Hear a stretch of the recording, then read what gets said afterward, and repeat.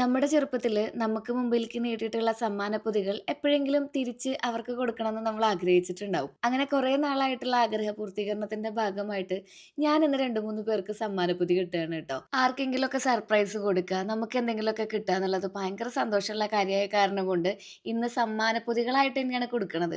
എല്ലാവർക്കും എന്തെങ്കിലുമൊക്കെ എപ്പോഴെങ്കിലുമൊക്കെ മേടിച്ചു കൊടുക്കാറുണ്ടെന്നുണ്ടെങ്കിലും ഈ വർണ്ണക്കടലാസിൽ പൊതിയുന്ന സമ്മാനപ്പൊതികൾക്ക് എന്തോ ഒരു പ്രത്യേകത ഉണ്ടെന്ന് തോന്നുന്നു. വലുതായപ്പോൾ ജീവിത പ്രാരാബ്ദങ്ങൾക്കിടയിൽ നമ്മൾ ഈ വക കാര്യങ്ങളൊക്കെ വിട്ടു. ഇനിയിപ്പോൾ 2026 ഞാൻ എടുത്തൊരു തീരുമാനമാണ് എൻ്റെ ചുറ്റുള്ളവർക്ക് വേണ്ടിയിട്ട് അല്ലെങ്കിൽ എന്നാൽ കഴിയുന്ന സമ്മാനപ്പൊതികൾ അവരുടെ മുഖത്തൊരു പുഞ്ചിരി വിരിയണം എന്നുണ്ടെങ്കിൽ അതങ്ങനെ ആയിക്കോട്ടെ എന്നുള്ള കാര്യം. ഈ സമ്മാനങ്ങൾ ഇങ്ങനെ വർണ്ണക്കടലാസിൽ പൊതിഞ്ഞെടുക്കുന്നത് നിങ്ങൾ ഇനി ഇടയ്ക്കിടയ്ക്ക് കാണൂ കേട്ടോ. ഈ വാച്ച് ഞാൻ ഓൺലൈൻ മേടിച്ചതാണ്. ഇതിപ്പോൾ ഏർക്കാ എന്താന്നൊക്കെ ഉള്ളത് നിങ്ങൾക്ക് വ്ളോഗിലൂടെ കണ്ടവർക്ക് മനസ്സിലായിട്ടുണ്ടാവും.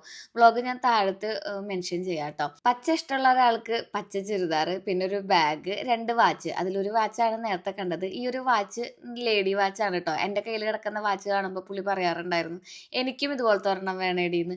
അങ്ങനെ ഞാൻ അതുപോലത്തെ തന്നെ ഒരെണ്ണം മേടിച്ചിട്ടുണ്ട്. കുറച്ച് വ്യത്യാസങ്ങളൊക്കെ ഉണ്ട് കേട്ടോ. കുറച്ചും കൂടി ഭംഗി ഇതാണ് കാണാൻ വേണ്ടിയിട്ട്.